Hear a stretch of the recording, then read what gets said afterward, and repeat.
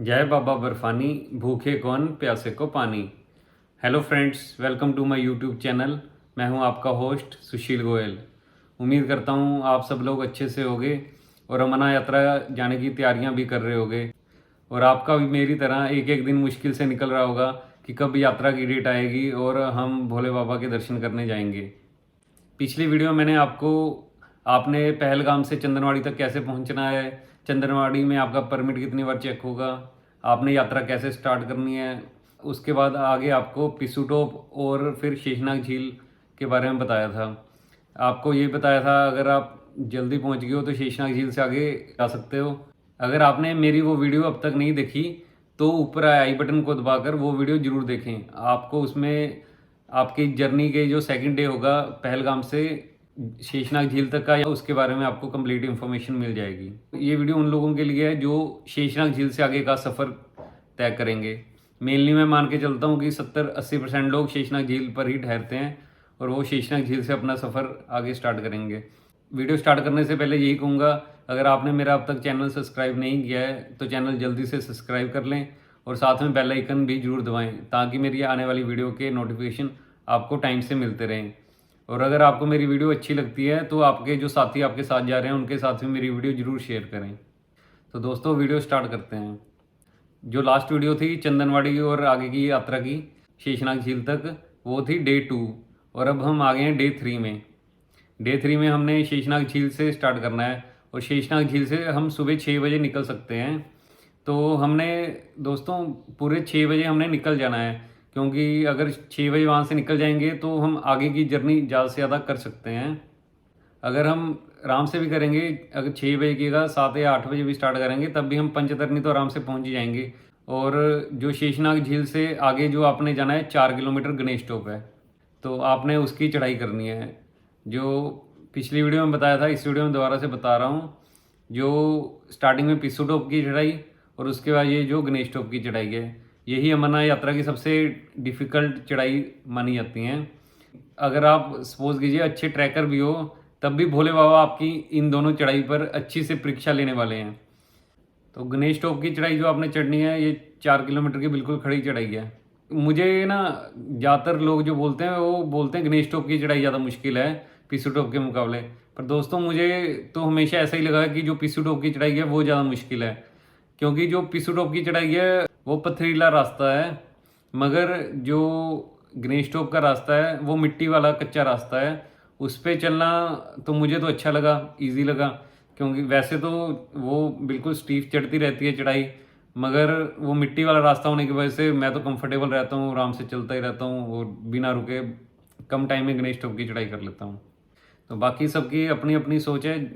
बाकी है दोनों चढ़ाइयाँ टफ ही हैं, इसमें आपकी भोले बाबा अच्छे से परीक्षा भी लेंगे। तो ये भी आपको बता दूं कि बहुत सारे लोग जो हमारे साथी हमारे साथ जाते हैं वो रास्ते से ही वापस हो लेते हैं।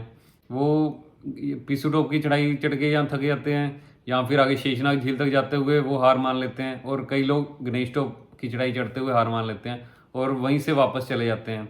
तो दोस्तों उन लोगों के लिए बताना चाहूँगा, भोले बाबा आपकी गणेश टॉप तक परीक्षा लेते हैं। अगर आप गणेश टॉप तक नहीं गए तो आप वहीं से वापस मुड़ जाते हो। बहुत सारे लोग हर साल ऐसे ही वापस चल जाते हैं और मायूसी के साथ यही कहते हैं कि हम आगे से कभी नहीं जाएंगे। अगर आप पहली बार जा रहे हो, चाहे आप फिट भी हो, ट्रैकर भी अच्छे हो, तब भी आप जब गणेश टॉप तक पहुंचोगे तो आपको एक बार तो बस हो जाएगी। आपको ऐसे ही लगेगा कि हमने यहाँ आके गलती कर दी है। पर दोस्तों वो भोले बाबा आपकी परीक्षा ले रहे होते हैं। जब आप एक बार गणेश टॉप पे पहुंच गए उसके बाद आपकी जर्नी थोड़ी थोड़ी ईजी होनी स्टार्ट हो जाएगी, और जैसे ही आप गुफा पे दर्शन करोगे तो आपकी जो 32 किलोमीटर की थकान है वो उससे समय खत्म हो जाएगी। तो इसलिए आपने रास्ते में कभी भी हिम्मत नहीं हारनी, आपने बस भोले बाबा का गुणगान करते जाना है पूरे रास्ते में। अगर आप सही चल रहे हो, आप थके कम हो, तो आपने जो साथ में आपके जो थक रहे हैं उनका हौसला बढ़ाना है भोले बाबा की जयकारे लगा लगा के। और अगर आप थक रहे हो तो वो लोग भी आपका हौसला बिल्कुल बराबर बढ़ाएंगे। तो इस बात का आपने खास ध्यान रखना है कि आपने कभी भी यात्रा में चढ़ाई के डर से या थकावट के डर से वापस नहीं आना। तो अगर आप दर्शन कर लोगे तो उसके बाद तो आपके आधे से ज़्यादा दुख वैसे ही कट जाएंगे। मेरी भी बात कर लीजिए, जब मैं फर्स्ट टाइम अमरनाथ यात्रा गया था तो बहुत ही मुश्किल से पहुंचा था, रास्ते में बीमार हो गया, मेरे पिताजी के साथ गया था, रास्ते में बीमार हो गया तो बहुत दिक्कत आई। मैं तो वहाँ उसके बाद पंचतरनी 4 दिन रहना पड़ा। बारिश की वजह से बाहर रास्ता ख़राब हो गया था तो 4 दिन रहना पड़ा। तो मैंने तो यही सोच लिया था कि मैं आज के बाद ज़िंदगी में यहाँ पे कभी नहीं आऊँगा। और 4 दिन मैं टेंट के बाहर निकल के नहीं देखा बाहर मौसम कैसा है। मेरे डैडी ने बोला कि अब तो बारिश का बर्फ़ हो रही है, बाहर जाके देखो। मैंने कहा मुझसे नहीं निकला जाएगा, मैं तो यहीं पे ठीक हूँ। और मैंने तौबा कर लिया, आगे से ज़िंदगी में कभी नहीं आऊँगा। मगर जब भोले बाबा के दर्शन कर लिए तो एकदम से एनर्जी इतनी आ गई कि मैं तो हर साल आऊँगा। और पता भी नहीं लगा कब एक के बाद एक लगातार 5 साल ही भोले बाबा के दर्शन करने जाता रहा। और उसके बाद ज़िंदगी में कभी दिक्कत ही नहीं आई जितनी बार भी गया हूँ। तो ये तो मैं अपनी आपको बता रहा हूँ, ये आपके साथ भी यही होने वाला है, ये सभी के साथ यही होता है। अमरनाथ यात्रा की खासियत है, जब आप जाओगे तो आप मुश्किल से पहुंचोगे 32 किलोमीटर, और जब दर्शन करके वापस 32 किलोमीटर या फिर बालटाल उतर जाओगे तो आपको ऐसे ही लगेगा हम बिल्कुल ही फिट हैं, हम अभी दोबारा से यात्रा कर सकते हैं। आप में इतनी पावर आ जाएगी और आपके पैरों में भी एक भी खल्ली नहीं पड़ेगी। जैसे आप वैष्णो देवी माता के दर्शन करने आते हो या और कहीं भी पहाड़ी इलाके में जाते हो, तो जब आप चलते हो तो आपके पैरों में खल्लियाँ पड़ जाती हैं। मगर जब आप अमरनाथ यात्रा करने आते हो और वापसी में आपके पैरों में एक भी खल्ली नहीं होती। ये यहाँ की खासियत है इस यात्रा की। क्यों, इसलिए मान के लिए आप जब जाते हो तो आपकी परीक्षा चल रही होती है, तो आपने बस भोले बाबा के जयकारे लगाते हुए चलते जाना है, मस्ती के साथ चलते जाना है। और जब आपके दर्शन हो गए तो आपके ज़िंदगी के सभी दुख भी कट जाएंगे। पहले तो आपको रास्ते में बहुत सारे सीनरिक व्यूज़ तो मिलते रहेंगे, बहुत सारे वाटरफॉल्स आएंगे, बहुत सारे आपको बर्फ़ के पहाड़ मिलेंगे, बहुत सारा कुछ बढ़िया देखने को मिलेगा। मगर जो मुझे सबसे अच्छा लगता है वाटरफॉल, वो शेषनाग झील से आगे थोड़ा सा चढ़ाई चढ़ के लेफ्ट साइड पे है। तो वहाँ पे बहुत सारे लोग सेल्फी और फोटोज़ वगैरह खिंचवाते हैं, तो आप भी वहाँ पे खिंचवा सकते हैं। और आप जब सुबह फ्रेश होगे तो आप वहाँ तक तो ईजिली चढ़ ही जाओगे। उसके बाद आप थोड़ा सा थकने लग जाओगे और सामने आपको दिखेगा एक टॉप, और आपने वहाँ पे चलते जाना है। कच्चा रास्ता है जैसे आपको बताया, मिट्टी वाला, और आप धीरे धीरे चढ़ते जाना है आपने। और जब आप टॉप पे पहुँच जाओगे तो आपको लगेगा कि हम शायद गणेश टॉप पहुँच गए हैं। तो दोस्तों, वो फर्स्ट टॉप जो है गणेश टॉप नहीं है।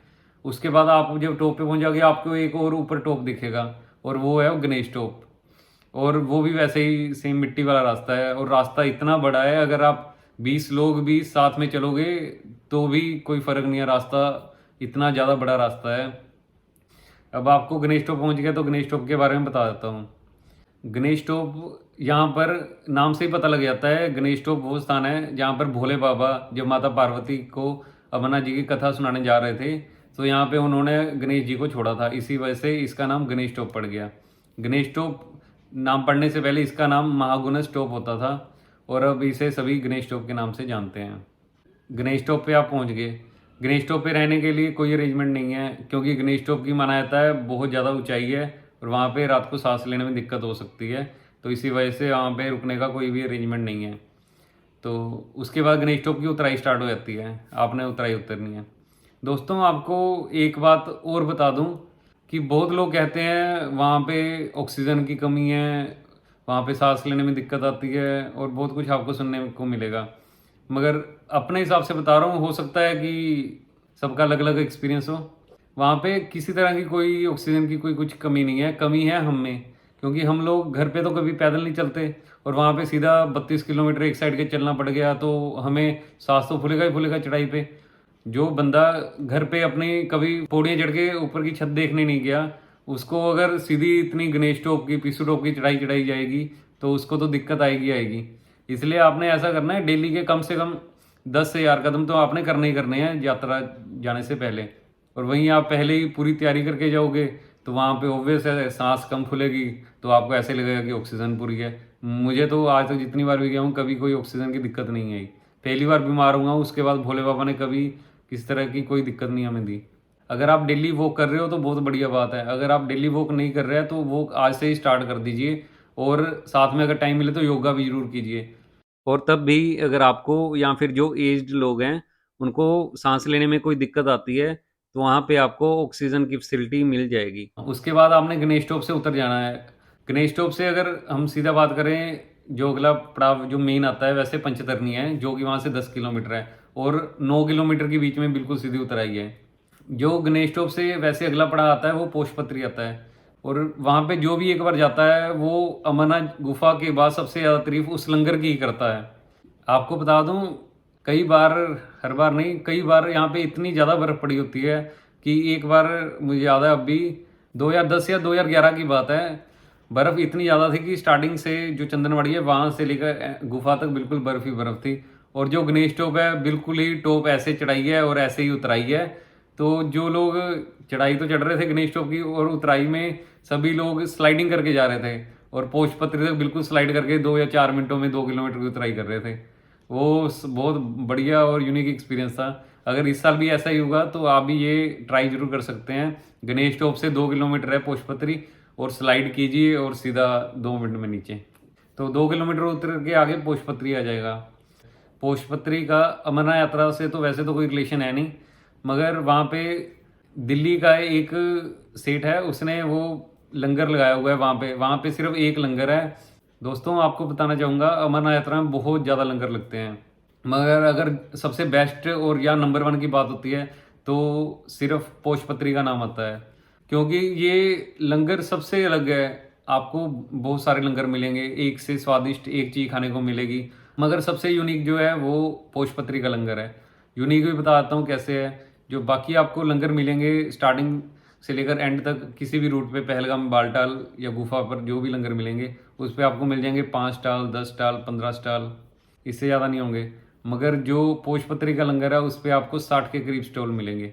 ये हर साल कम ज़्यादा हो सकते हैं, मगर पहले ये 60 स्टॉल ही होते थे, और आपको उसमें हर कुछ खाने को मिलेगा, जो आपके मुंह से निकलता था वो मिलता था। अब कम हो गया है, क्योंकि आपको बताता हूँ आगे। पहले जो था 2014-15 से पहले, वो आपको हर चीज़ मिलती थी वहाँ खाने को। जो मिठाई में हर तरह की मिठाई होती थी, उसके अलावा रोटी कई तरह की होती थी। बंदा सोचता रह जाता था कितनी तरह की सब्जियां आपको वहाँ पे खाने को मिलती थी। उसके बाद वहाँ पे अगर आप फास्ट फूड मांगोगे तो हर तरह का फास्ट फूड मिलेगा, हर तरह का साउथ इंडियन फूड वहाँ खाने को मिल जाता था। उसके बाद शरबत मिलता था, गर्म पानी, ठंडा पानी, पता नहीं क्या कुछ मिलता था, गिनती करनी मुश्किल हो जाती थी। हम सोचते थे क्या खाएं क्या छोड़ें, हर चीज़ मिलती थी, टिक्की, बर्गर, समोसे, बहुत मज़ा आता था।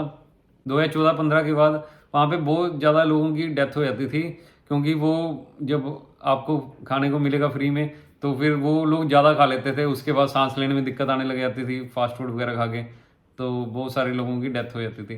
तो इसी वजह से सरकार ने ये सारा कुछ फास्ट फूड वगैरह बंद कर दिया, तो इसलिए वहाँ पे अब आइटम्स कम हो गई। इसलिए सभी लंगरों में आपको ये सब कुछ तो खाने को नहीं मिलेगा, मगर तब भी बहुत कुछ अब भी ऐसा मिलता है खाने को जो हमें लगता है कि मज़ा आ गया, हमने ऐसा स्वागत कभी ना देखा है, ना कभी शायद देखेंगे ज़िंदगी में, जितना आपको वहाँ पे आदर सत्कार मिलेगा। पोषपत्री के लंगर की अगर बात करते हैं, उसके बाद वहाँ पे रहना भी 100% फ्री है। जो पोषपत्री का वो जो सेठ है जो लंगर लगाता है दिल्ली वाला, और उसकी जितनी तारीफ की जाए कम है। उसका एक किस्सा भी मैं आपको सुनाता हूँ, अगर वो किस्सा नहीं सुनाया तो आप समझ नहीं पाओगे उस बंदे की कितनी ज़्यादा वैल्यू है अमरनाथ यात्रा में। दोस्तों जब ये है बात 2007 की, भोले बाबा के दर्शन करके वापस आ रहा था और रास्ते में बारिश बहुत ज़्यादा तेज़ स्टार्ट हो गई, तो पंचतरनी तो पार कर लिया था, तो आगे जाके पोषपत्री पे रुकना पड़ना था क्योंकि बारिश बहुत ज़्यादा हो गई थी। तो हम पोषपत्री तक किसी तरीके से बारिश में पहुंच गए। तो उधर से जो शेषनाग झील से आ रहे थे उनको वहाँ पे रोक दिया गया पोषपत्री में, और जो पंचतरनी से आ रहे थे उनको भी पोषपत्री में रोक दिया गया। तो पोषपत्री में 4 से 5 हज़ार यात्री इकट्ठे हो गए, मगर पोषपत्री में जो रहने का अरेंजमेंट है 500 से 1000 लोगों का था। तो ऐसे में 4 से 5 हज़ार लोग आओगे तो आप सोच लीजिए कैसे मैनेज हो सकता है। मगर जो वो दिल्ली का सेठ था उसने मैनेज किया। मैनेज भी आपको बताता हूँ कैसे किया, जो उसको सल्यूट है बंदे को। उसने तो पहले जो वहाँ पे आर्मी के 2-3 बड़े से शेल्टर बने हुए हैं उनको बोल दिया आज ये खाली कर दो, आपको ये आज नहीं मिलेंगे, आप जहाँ मर्जी सोएं, आप आज ये हमारे हैं। तो उनकी इतनी इज्जत है, कोई उनको मना नहीं कर सकता वहाँ पे। तो आर्मी वालों ने वो शेल्टर खाली कर दिए। तो उसके बाद जो भी यात्री आ रहा था वो उनको सभी को एक ही बात बोल रहा था हाथ जोड़ के, आपने आज रात निकालनी है बस, क्योंकि हमारे पास इतनी जगह नहीं है, तो आप रात निकालने के लिए आज जैसे भी आज गुजारा कर लो, आपको आज बैठ के ही निकालना पड़ेगा। तो वो सभी को एक एक यात्री को, अब जो आर्मी के शेल्टर थे वो राइट साइड पे थे, नदी क्रॉस करके बीच में पुल बना हुआ था और बहुत ज़्यादा तिलकन थी। तो उसने अपने जो सेवा कर रहे थे जो लोग, उनको सभी को थोड़ी थोड़ी दूरी पे खड़ा दिया, उनको बोला एक एक बंदे को पकड़ी जाओ और आगे शेल्टर के पास पहुंचाई चलो। और शेल्टर में ऐसे सभी को उन्होंने पहुंचा दिया और सभी को बोला आज बैठ के रात निकालनी है आप सबने। हाथ जोड़ के सभी को फिर से बोला कि माफ़ी चाहता हूँ आपसे कि आपको इतनी इनकन्वीनियंस हो रही है, मगर मेरे पास और कोई रास्ता नहीं है, मैंने 4 से 5 हज़ार लोगों को हैंडल करना है, तो आप आज रात बैठ के निकाल लीजिए। आपको किसी भी खाने के लिए बाहर आने की ज़रूरत नहीं है, आपके हर पर्सन के पास यहीं पे आपके बैठे बैठे खाने पीने के लिए सामान पहुंच जाएगा। तो उसने ऐसे किया, जैसे एक एक उसके सेवादार खड़े हुए थे हमें शेल्टर में पहुंचाने के लिए, वैसे ही द्वारा खड़ा दिए और सभी को खाने के लिए एक एक प्लेट पकड़ाई गई। वो आगे आगे फॉरवर्ड करते गए और हमको पकड़ाते गए। ये सबसे मेरा आज तक की अमरनाथ यात्रा का यूनिक एक्सपीरियंस था कि कैसे एक पर्सन इतने ज़्यादा यात्रियों को हैंडल कर रहा है और कितने बढ़िया तरीके से हैंडल कर रहा है, और ऊपर से इतना बड़ा जो करोड़पति है वो हमसे हाथ जोड़कर बोल रहा है। जो भी अमरनाथ यात्रा में गया है एक बार भी पहलगाम रूट से, वो पोस्टपत्री के बारे में आपको बताएगा ही बताएगा। तो उसके बाद पोस्टपत्री आपने थोड़ी देर रेस्ट वगैरह कर सकते हो, क्योंकि आप इतनी चढ़ाई चढ़ के और आए हो यहाँ पे। तो पोस्टपत्री में कुछ देर आराम कीजिए, वहाँ पे जम के खाइए पिए। उसके बाद आपने फिर आगे उतराई स्टार्ट करनी है। पोस्टपत्री से 8 किलोमीटर रहता है पंचतरनी, और 8 किलोमीटर में से 7 किलोमीटर की खड़ी उतराई है जो आपने आराम आराम से उतरनी है। तो 7 किलोमीटर तो आप बहुत जल्दी उतर जाओगे क्योंकि सारी उतराई है। उसके बाद फिर पंचतरनी का नज़ारा आपको दिखने लग जाएगा। अब आपको पहले पंचतरनी के बारे में बता देता हूँ। पंचतरनी वो स्थान है जहाँ पर जब भोले बाबा पार्वती माता को अमरनाथ जी की कथा सुनाने जा रहे थे, तो उन्होंने यहाँ पे 5 तत्व छोड़े थे, जो कि हैं धरती, आकाश, जल, वायु, अग्नि, और उनको त्याग करके वो अमरनाथ गुफा में गए थे। और इन्हीं 5 तत्वों की जगह पर 5 पहाड़ बने हुए हैं। पंचतरनी को आप ऐसे ही समझ सकते हो, तर का मतलब होता है पहाड़, पंच 5 पहाड़, वो 5 तत्व आगे 5 पहाड़ों का रूप ले गए, जो आप देख सकते हो। वहाँ पे आप जब आप टेंट पे पहुँच जाओगे तो आपको 4 जो डायरेक्शंस हैं वहाँ पे 5 पहाड़ दिखाई देंगे, और हर पहाड़ से एक नदी निकल रही है, और उसी वजह से उसको पंचतरनी बोलते हैं। और जो पंचतरनी से 5 नदियाँ निकल रही हैं वो आप ध्यान दोगे जब आप 7 किलोमीटर की उतराई उतर आओगे, तो जब आप चलने लगोगे उसमें से, तो आप 5 नदियों को क्रॉस करोगे। वो 5 नदियाँ ही पंचतरनी की 5 नदियाँ हैं, वो वही 5 नदियाँ जो 5 पहाड़ों से आ रही हैं। और ऐसे ही आपने एक एक करके पांचों की पांचों नदियाँ क्रॉस कर लेनी है, और उसके बाद फिर जो आधा पौना किलोमीटर रह जाएगा उसकी वो चढ़ाई है, और आराम आराम से आपने चढ़ाई चढ़ते हुए पंचतरनी पहुंच जाना है।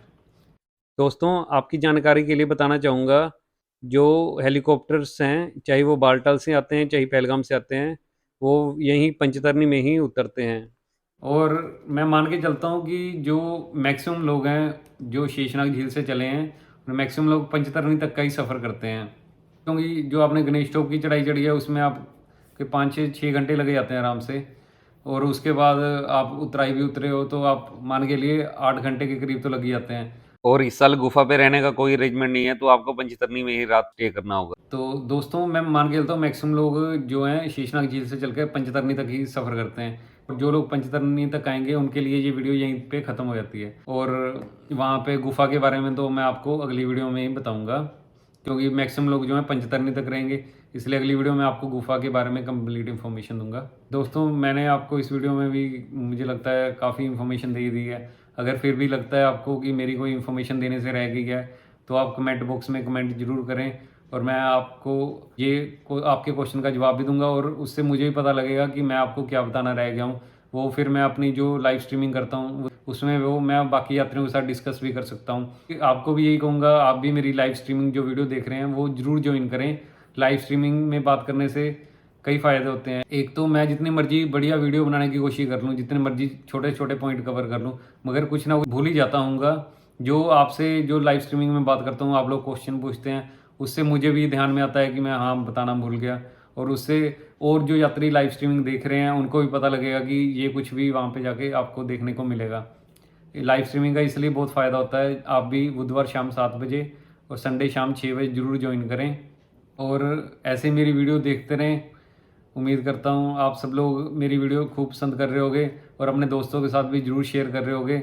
अगर शेयर नहीं कर रहे तो शेयर ज़रूर करें, इससे ही सभी यात्रियों तक ये इन्फॉर्मेशन पहुँचेगी। जितनी ज़्यादा लोगों को इन्फॉर्मेशन पहुँचेगी, उतने ज़्यादा जो पहली बार यात्री जा रहे हैं उनको उतना ज़्यादा फ़ायदा होगा और यात्रा उनकी थोड़ी सी आसान हो जाएगी। तो दोस्तों यहाँ पे मेरी ये वीडियो ख़त्म होती है। मेरा चैनल ज़रूर सब्सक्राइब करते रहें और अपने दोस्तों के साथ भी शेयर ज़रूर करते रहें। तो मिलते हैं दोस्तों बहुत जल्दी आपको अपनी अगली वीडियो पर। आने वाली वीडियो में आपको आपने वहाँ गुफा पे जब माथा टेकना है तो आपको वहाँ पे क्या क्या देखने को मिलेगा, कैसे क्या क्या होगा, उसके बारे में कंप्लीट इन्फॉर्मेशन दूंगा। और आपने जो वापसी की जर्नी स्टार्ट करनी है उसके बारे में बताऊंगा। और उसके बाद जब ये सब कुछ हो जाएगा तो जो बालटाल से यात्रा करने वाले यात्री हैं उनके लिए वीडियो बनाऊंगा। ऐसे ही आगे धीरे धीरे बढ़ते आएंगे और यात्रा से पहले कोशिश करूंगा कि कोई भी सिंगल इन्फॉर्मेशन भी आप तक पहुंचने से रह ना जाए। तो दोस्तों मिलेंगे बहुत जल्द आपको अपनी अगली वीडियो पर। Thanks for watching the video. जय भोले बाबा की।